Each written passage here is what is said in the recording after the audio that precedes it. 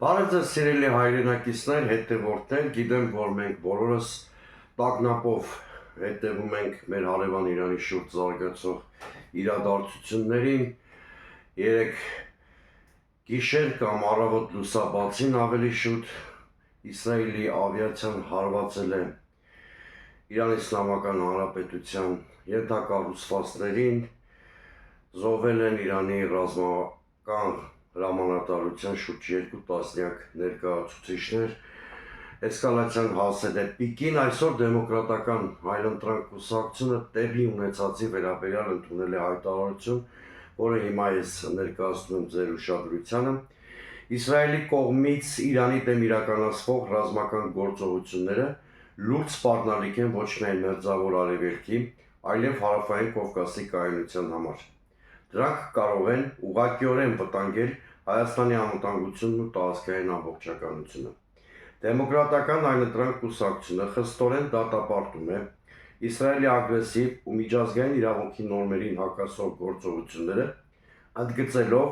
որ հակամարտությունների կարգավորումը պետք է իրականացվի բացառապես դիվանագիտական ուղիներով։ Մենք ընդգծում ենք, որ հակամարտությունների կարգավորումը հնարավոր է միայն երկխոսության, միջազգայինորեն ընդունված մեխանիզմների և դիվանագիտական հարթակների միջոցով։ Հայաստանի Հանրապետությունը Իրանի հետ ունի պատմականորեն ձևավորված ռազմավարական հարևանություն և փոխշոհահավետ համագործակցություն։ Ուստի մեր երկրի անվտանգությունը սերտորեն կապված է տարածաշրջանային կայունության պահպանման հետ։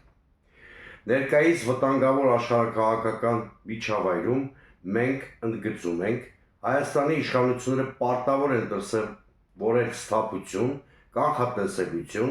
և ռազմավարական պատասխանատվություն։ Յուրաքանչյուր անհարկի կեցված կամ հայտարարություն հակասում է մեր պետության անվտանգային շահերին։ Հայաստանի իշխանությունները պարտավոր են անմիջապես հրավիրել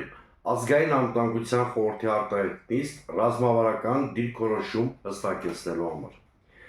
Խիստ դատապարտելի ենք համարում այն գործելակերպը, երբ արտաքին վտանգների ֆոնին իշխանությունը շարունակում է հանրությանը պառակտող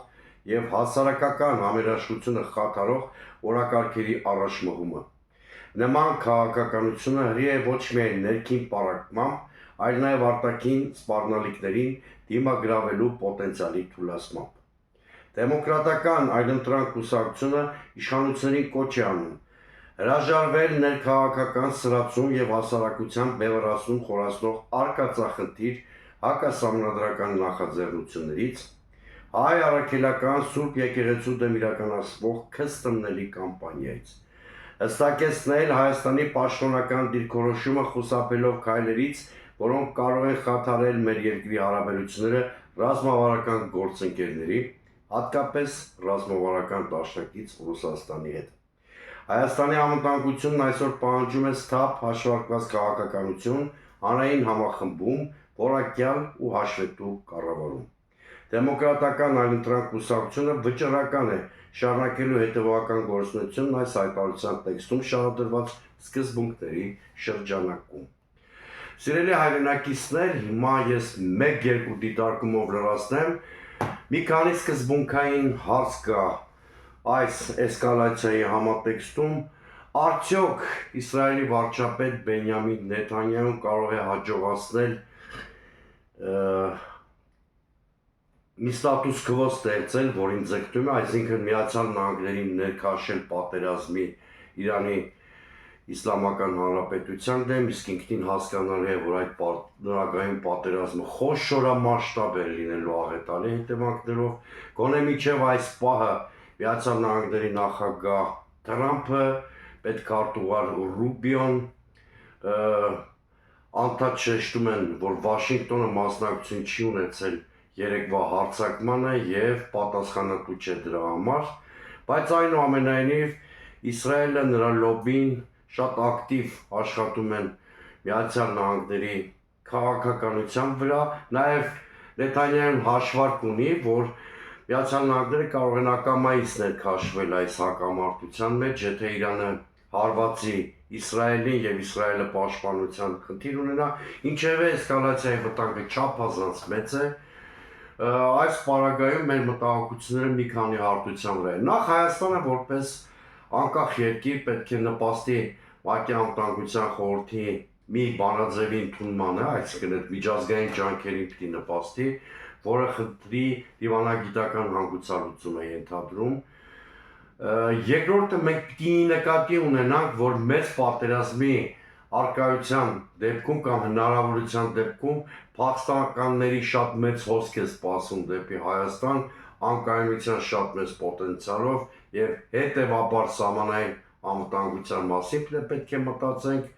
Երրորդը Աստված մի առաջել մի հատ շատ վատ սցենար կա, դա այն սցենարն է, որ այնուամենայնիվ մեծ պատերազմ բռնկվի Ադրբեջանի ռազմավարական նշանակությունը շատ անգամներ իմ եթերներում խոսել եմ այդ մասին։ Իսրայելի արևմուտքի աչքերում Ադրբեջանի ստրատեգիական նշանակությունը շատ կմեծանա, լոգիստիկ առումով, այսինքն Ադրբեջանի տարածքը պլազդարմ կարող է դառնալ Իրանի թիրախավորելու համար եւ նաեւ այն առումով, որ ադրբեջանախոս բնակչության թիվը Իրանում շատ մեծ է եւ նրանք կարող են սեպարատիստական տրամադրություններ տարածել, իսկ նման ծառայությունների դիմաց Ադրբեջանը բնականաբար գին է պահանջելու, դժբախտաբար այդ գինը վճարելու ենք նաեւ մենք Հայաստանն ու հայ ժողովուրդը եւ սա շատ վտանգավոր իրավիճակ է, հատկապես տարբեր սցենարներին դիմակայունությունը մեր մեծացնելու առումով եմ շատ կարևորում, որ այս փուլում հանրապետության ներսում ձեռնպահ մնանք ներքաղաքական էսկալացիայից, առաջին հերթին վերաբերում է իշխանությանը, մեր բոլորի ուշադրությունը կենտրոնացնենք համախմբման, դիվանագիտական եւ պաշտպանական միջոցներով արկա մարտահրավերները չեզոքացնելու հնարավորությունները մեծացնելու վրա։ Կրկնում եմ, Հայաստանի շուրջ ստեղծվել է շատ վտանգավոր իրավիճակ, որը կարող է վտանգի տակ դնել մեր երկրի անվտանգությունն ու տարածքային ամբողջականությունը։ Սթափություն, համախմբում, խելամիտ վարքագիծ։ Սա է բոլորիցս պահանջվում այս բարդ իրավիճակում։ Այսօր այսքանը սիրելի հայրենակիցներ, բաժանորդագրվեք իմ YouTube-յան ալիքին, ինձ հետևեք նաև Facebook-ի, Telegram-ի, TikTok-ի, X բլոգներում, կհանդիպենք առաջիկա օրերին։